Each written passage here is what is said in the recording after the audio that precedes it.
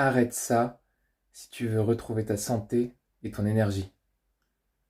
Première chose à arrêter, le café.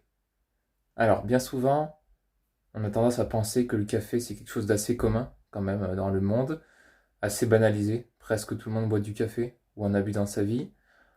On a même tendance à penser que le café, finalement, ça nous donne plutôt de l'énergie. Alors qu'en réalité, ça peut nous donner l'impression de nous booster un peu ou de nous aider à tenir sur le court terme. Mais sur le long terme, le café et sa consommation régulière a plutôt tendance en fait à fatiguer notre corps.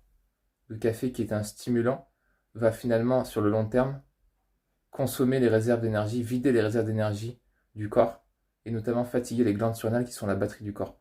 Donc numéro un, arrêter le café. Et on pourrait même mettre avec le café les sodas énergisants, les boissons énergisantes qui vont également agir de la même façon que le café.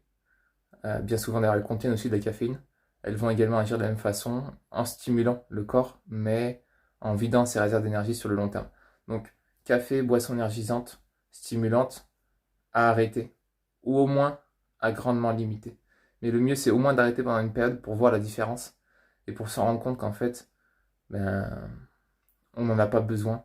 Même si on pense que on ne peut pas tenir sans, il existe des solutions pour les remplacer. Par exemple, des jus de certains fruits qui vont donner de l'énergie, comme de l'orange, du citron, de la grenade, du raisin.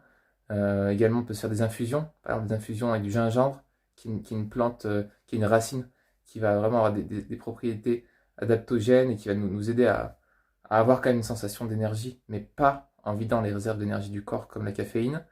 Donc vraiment, voilà, ça va être intéressant de trouver des solutions pour remplacer d'autres plantes aussi adaptogènes et qui peuvent être prises en infusion, par exemple, en toute d'autres formes, comme les teintures, etc., les extraits liquides, comme le ginseng, comme la rhodiola, qui vont nous aider aussi, au contraire, à soutenir l'énergie du corps et non pas finalement à la stimuler et à la vider sur le long terme, peuvent être intéressants. Voilà. Donc, chose numéro une à arrêter, le café et les stimulants. Dans la vidéo de demain, je vous parlerai d'une autre chose à arrêter euh, si on veut retrouver l'énergie et la santé. Cette vidéo peut vraiment avoir son importance pour beaucoup de personnes, notamment des personnes qui souffrent déjà de fatigue et notamment aussi d'anxiété et qui ont recours à des stimulants, ce qui est compréhensible. On est fatigué, on se prend un café, on se prend une boisson énergisante. Sur le moment, ok, on a l'impression qu'on retrouve de l'énergie, mais sur le long terme, ça nous vide. Donc voilà. Cette vidéo-là peut être intéressante à partager si vous pensez qu'elle peut aider.